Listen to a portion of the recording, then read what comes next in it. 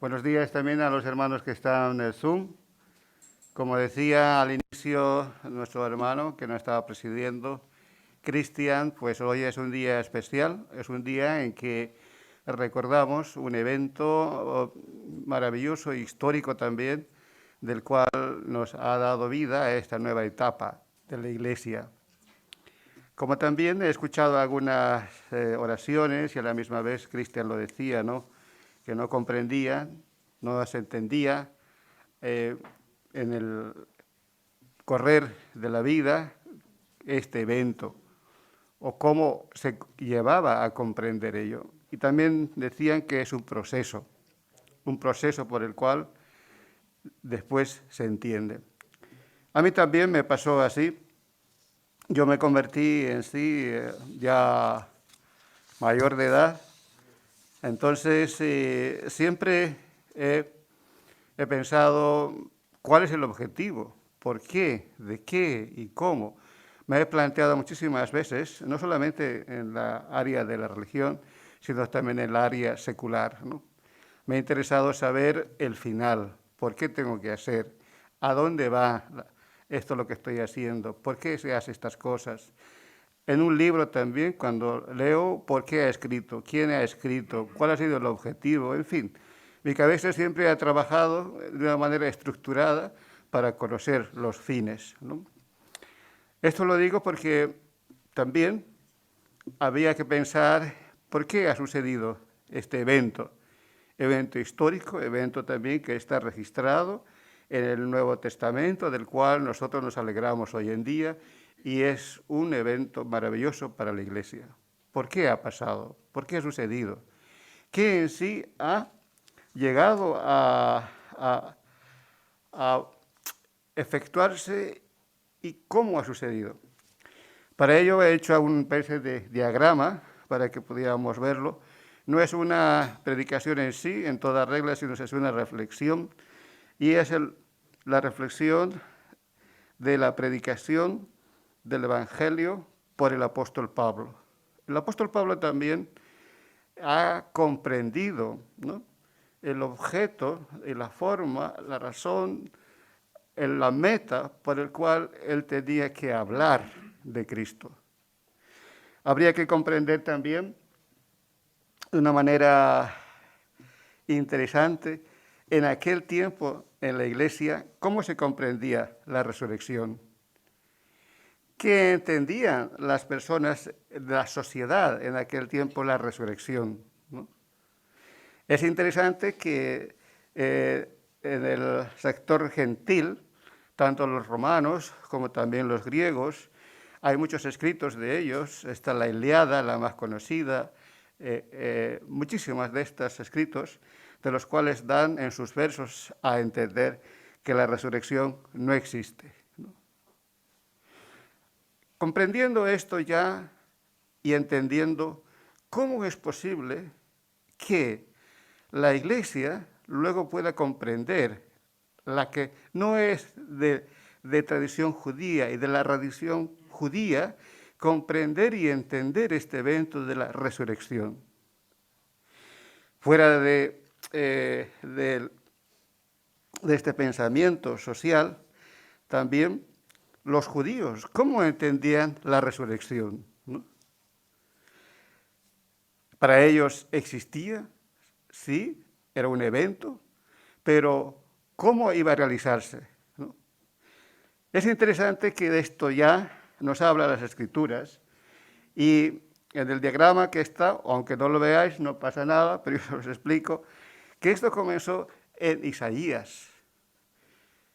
Esta trayectoria y este evento al cual nos lleva etapa por etapa comienza por Isaías.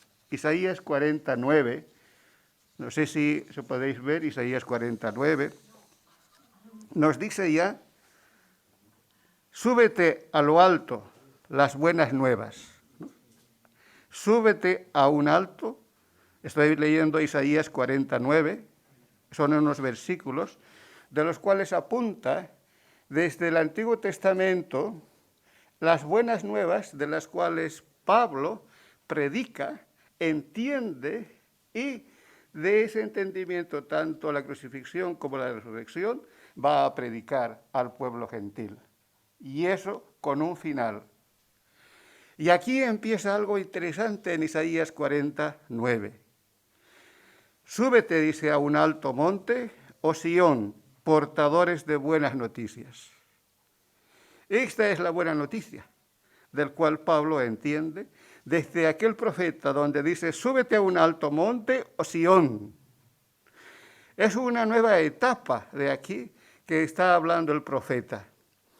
Del capítulo 40 para atrás, está hablando quizás de los que han sido deportados entre Egipto hasta Babilonia. Y del 40 en Isaías hasta el 60 está hablando de la deportación también, ¿no?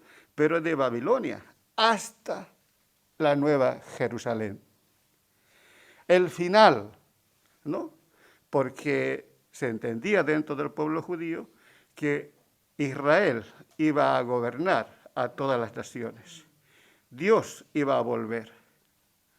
Y entonces aquí empieza una nueva esperanza, donde dice, portadores de buenas noticias, levántate con fuerza tu voz. Oh Jerusalén, portadores de buenas noticias, levántate, no temas, di a las ciudades de Judá, aquí está vuestro Dios. Aquí hay una gran esperanza para el pueblo judío. Y luego también dice en Isaías 52:7, qué hermosos son sobre los montes los pies del que trae las buenas noticias, del que anuncia la paz, del que trae las buenas nuevas de gozo, del que anuncia la salvación y dice, a Sión, ¿no? Tu Dios reina. Entonces es un evento del Antiguo Testamento hacia un futuro. Y entre ese lapso, tanto del antiguo hacia el futuro, existe un hecho excepcional, del cual se presenta Dios, pero en Jesucristo. Esta es entonces una buena noticia, una buena nueva. Y esto los judíos sí que lo sabían, lo entendían, sabían que iba a gobernar Dios, sabía que el pueblo de Israel iba a estar sobre todas las naciones. ¿Cuándo iba a venir? No lo sabía. Y la sociedad en aquel entonces, pues la resurrección en sí pasaban de largo, no existía. Dentro de la sociedad también los gentiles, pues había gobiernos, ¿no? Principados, de los cuales tenían poder, comenzando desde César. Y cualquiera que viniese a hablar sobre un reinado, ya entonces estaban en contra. Y dentro de esa sociedad también había muchísimos dioses, de los que uno ha leído dentro de la historia, como también del Nuevo Testamento. Nuevamente la idea es, ¿no?, cómo aquí Pablo tiene que confrontar, hacer valer la valía de un Dios verdadero ante los otros dioses que hay. Todo esto tiene una secuencia, todo esto tiene un porqué, del porqué estas palabras de Pablo nos habla. Nos habla sobre la crucifixión, sobre la resurrección. Son puntos centrales para los cuales tiene que apuntar a que se lleve a cabo cuando venga Dios en Sión. Entrando entonces a estos puntos de los cuales habla Pablo, hay tres cosas que señala, y es Jesús crucificado. En Colosenses, en la siguiente diapositiva, nos habla en Colosenses 2, 13, 15. Y dice así, cuando estabais muertos en vuestros delitos y en la circuncisión de vuestra carne, os dio juntamente con él, habiéndonos perdonado todos los delitos. Y aquí viene en el versículo 14.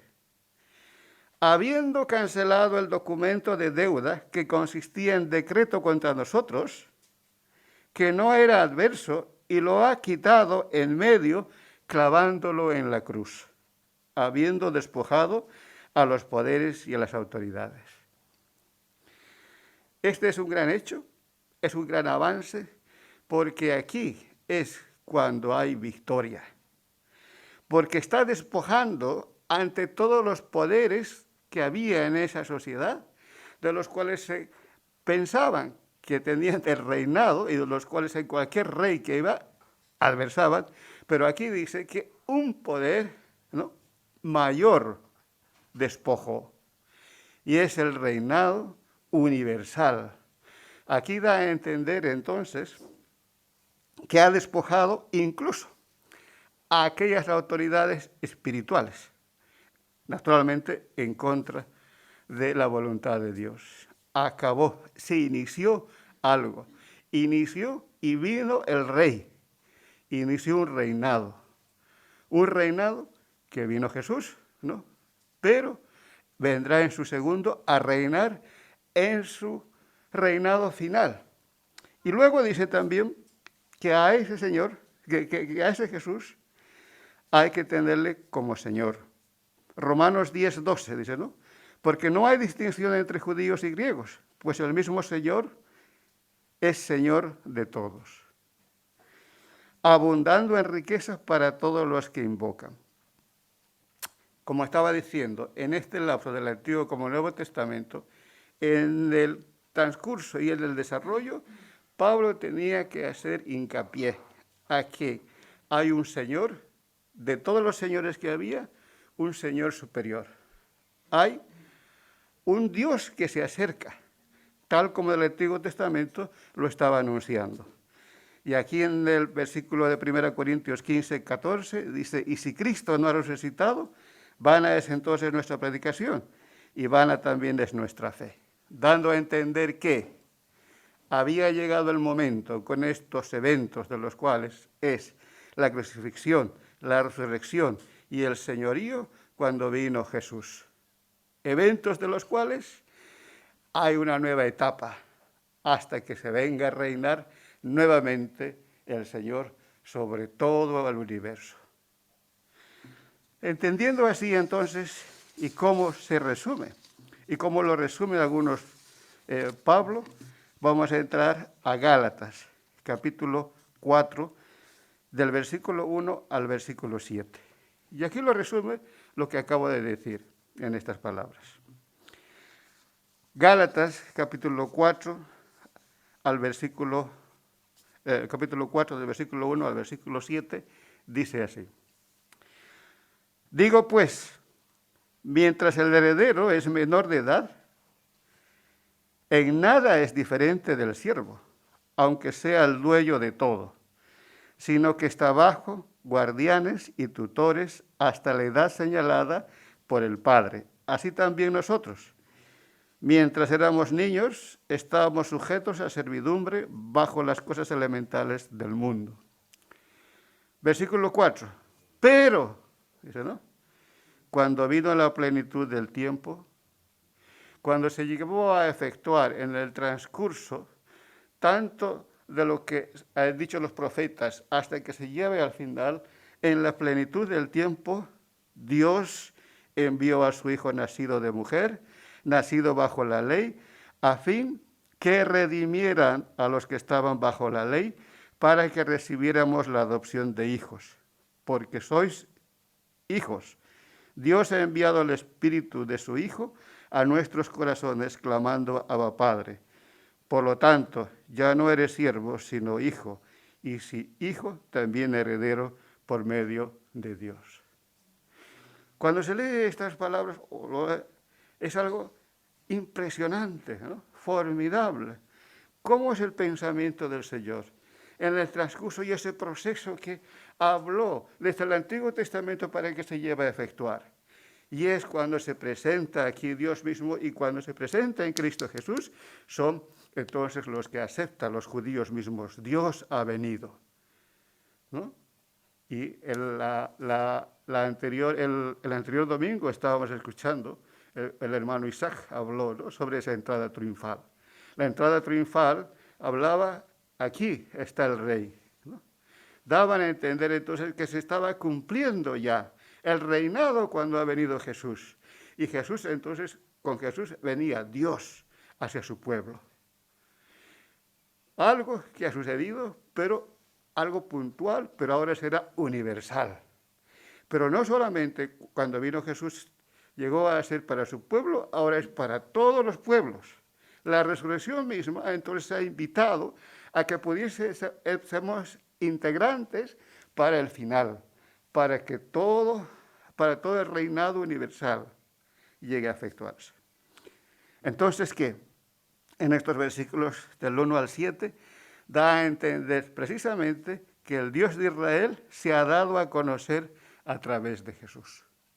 Y del versículo 8 al versículo 11 nos habla que Dios de Israel es el único Dios verdadero. Los demás dioses paganos son unos meros ídolos. Entendiendo para el pueblo que no era judío, dándoles a entender que hay un Dios sobre todos los dioses, que aquellos dioses que en aquel entonces estaban adorando, hay algo superior. Versículo 8 dice, capítulo 4 de Gálatas, versículo 8 al versículo 11 dice así: pero en aquel tiempo, cuando no conocías a Dios, erais siervos de aquellos que por la naturaleza no son dioses. ¿Ve? Estaban persiguiendo, estaban yendo a aquello, pero no eran dioses. Había una idolatría dentro de aquel sector. Pero ahora dice que conocéis a Dios, o más bien, que sois conocidos por Dios. ¿Cómo es que os volvéis otra vez a las cosas débiles, inútiles, elementales, a las cuales deseáis volver a estar esclavizados de nuevo? Observáis los días, los meses, las estaciones, los años. Temo por vosotros, que quizás en vano he trabajado por vosotros. Aquí es una reprimenda, ¿no? Aquellos miembros de aquella iglesia que querían estar nuevamente en las tradiciones, entrar nuevamente en las tradiciones de las cuales no se daban cuenta, que todo esto era un servicio a otros dioses, pero había un Dios sobre todos los dioses. Con esta pequeña reflexión quiero invitarles a que podamos entender cuando entremos a la Santa Cena. Un proceso del cual en el pensamiento del Señor hubo una invitación, comenzando desde el Antiguo Testamento para que se lleve a efectuar a todo el universo. Entró a poderse efectuar la presencia de Dios con Jesucristo. Nadie hubiese pensado en aquel tiempo judío, ¿no? Todos sabían que iba a comenzar un nuevo reinado, pero nadie había pensado que iba a venir el Mesías y ser crucificado. Pero eso justamente era la victoria, para que se pudiese abrir a un nuevo mundo ante los principados que había y ante las potestades, para que pudiese surgir la nueva era hasta el final. Y así de esa manera, pues se resume y habla Pablo en todas las cartas, ¿no? Tanto Jesús crucificado, tanto al Jesús resucitado y tanto al Jesús Señor de señores. Entender aquello da a comprender cómo habían aceptado y entendido: Dios está aquí, Dios está presente, Dios ha hecho esto. Entonces todos creyeron a partir de las Escrituras. Y el pueblo también, el que aquí estamos nosotros, y la iglesia también, entonces cree que vendrá un final, donde el Señor de señores reinará en todo el universo, que somos parte nosotros, que nos ha hecho esta invitación a que seamos partes integrantes para que podamos adorarle a través de la crucifixión y a través de la resurrección. Si no, dice Pablo, en vano sería esta fe, ¿no? Así que nos complace el poder estar presentes, entrar a los símbolos, a ser partícipes de esta gran obra y pensamiento de Dios, de los cuales nos llamó a los que somos indignos, no somos sus pueblos, y al que Pablo, no perdiendo la raíz judía, habló sobre el Evangelio de esta manera, para un final. De modo que entraremos, sí, a participar en aquel final, en la gloria final, cuando el Dios vendrá a ser Señor de todo el universo